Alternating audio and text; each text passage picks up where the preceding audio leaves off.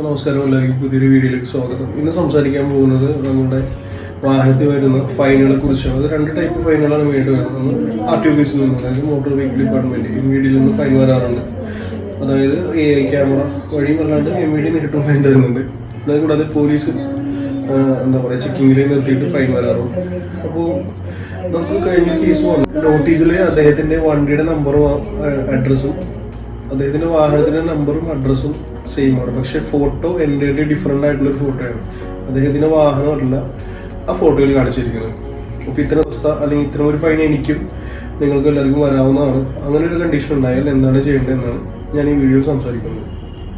ഇങ്ങനെയുള്ള സന്ദർഭങ്ങളിൽ നമ്മൾ ആദ്യം ആ ഫൈൻ വന്ന നോട്ടീസാണ് പരിശോധിക്കുന്നത്. ആ ഫൈൻ വന്ന നോട്ടീസ് പരിശോധിക്കുമ്പോൾ അതിൽ വ്യക്തമായിട്ട് എഴുതിയിട്ടുണ്ടാവും ഏത് പോലീസ് സ്റ്റേഷനിലാണ് ഈ ഫൈൻ വന്നിരിക്കുന്നത്. കൂടുതലും പോലീസ് ചെക്കിങ്ങിലാണ് ഇത്തരം ഫൈനുകൾ വരുന്നത്. ഇപ്പം നമ്മൾ ഹെൽമെറ്റ് വെക്കാതെ പോയിട്ട് കൈ അടിച്ചിട്ട് നിർത്താതെ പോവാം, അല്ലെങ്കിൽ വണ്ടിക്ക് ഒരു സൈഡിൽ മിററില്ല, ഇൻഡിക്കേറ്റർ കത്തിയില്ല, ടെയില കൂട്ടി കിടക്കുന്ന അങ്ങനത്തെ കേസിലൊക്കെയാണ് ഇത്തരം ഫൈനുകൾ വരുന്നത്.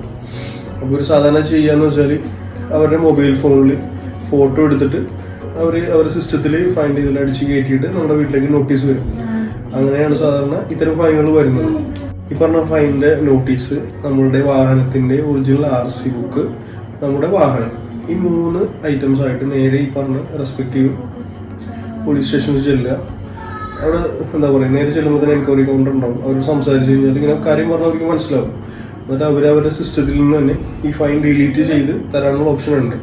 അല്ലാണ്ട് ഒരു കാരണവശാലും നിങ്ങൾ ആ ഫൈൻ അടയ്ക്കരുത്, അത് അടയ്ക്കേണ്ട ആവശ്യമില്ല. കാരണം ബൈ മിസ്റ്റേക്ക് വന്നിരിക്കുന്ന ഒരു കാര്യമാണ്. അതുകൊണ്ട് ആ ഫൈൻ അടയ്ക്കേണ്ട ആവശ്യമില്ല. നിങ്ങൾ നേരിട്ട് ചെന്ന് കഴിഞ്ഞാൽ ഈ ഫൈൻ ഒഴിവാക്കുന്നതാണ്. നമ്മുടെ ചാനൽ ആദ്യമായിട്ട് കാണുന്ന എല്ലാവരും ചാനൽ സബ്സ്ക്രൈബ് ചെയ്യുക. അപ്പോൾ മറ്റൊരു വീഡിയോയിൽ നേരിട്ട് കാണുന്ന എല്ലാവർക്കും ഓക്കെ, താങ്ക് യു.